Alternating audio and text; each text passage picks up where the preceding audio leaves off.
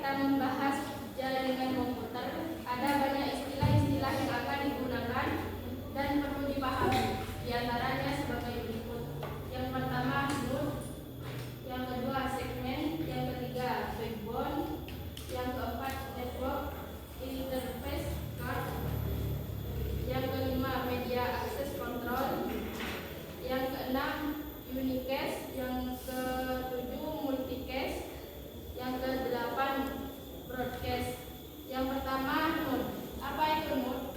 Node merupakan istilah yang digunakan untuk perangkat yang terhubung ke jaringan. Node yang paling umum adalah komputer, tetapi node juga dapat berupa perangkat lain seperti printer, scanner, dan mobile phone. Yang kedua, segmen. Segmen ini bagian tertentu dari jaringan komputer yang dipisahkan oleh switch, bridge, atau router dari bagian lain jaringan. Yang ketiga, backbone.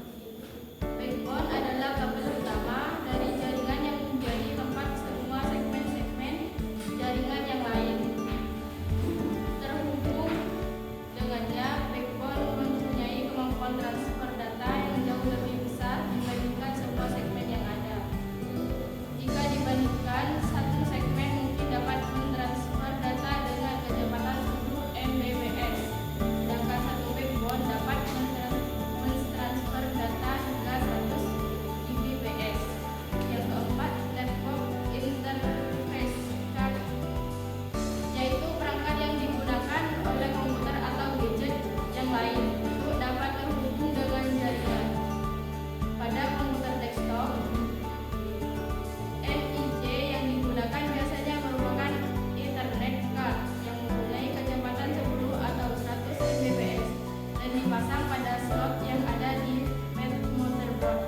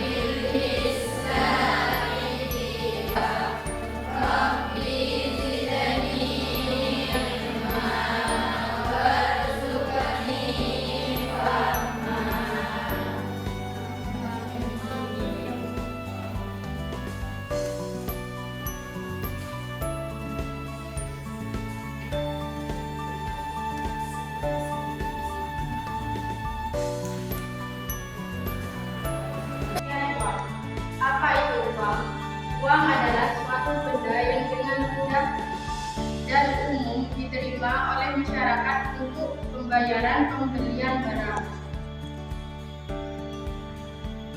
jasa, dan barang berharga lainnya, dan untuk pembayaran utang. Yang kedua yaitu fungsi uang.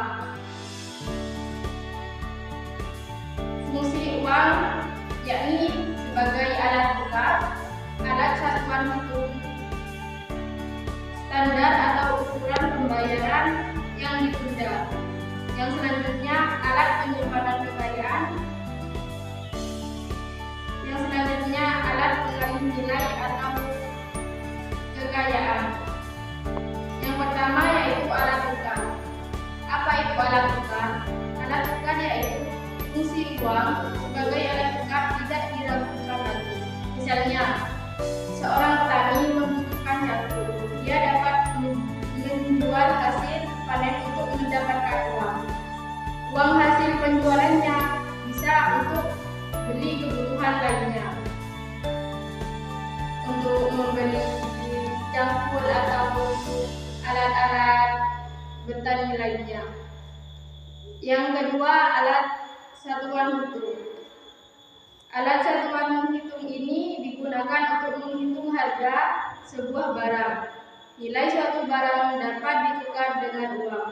Misalnya, harga pulpen 6.000 dan buku tulis 2.000. Ini menunjukkan bahwa nilai pulpen tiga kali nilai buku tulis. Yang ketiga, standar atau ukuran pembayaran yang ditunda. Dalam fungsi ini, uang digunakan untuk menyatakan utang. Uang dijadikan daya beli umum yang dapat dinyatakan dengan unit-unit yang pasti dan menurut pedoman atau ukuran. Misalnya, akan lebih masuk akal bila kita meminjam uang 5 juta selama 10 tahun daripada meminjam 2 ekor sapi. Yang keempat, yaitu alat penyimpanan kekayaan.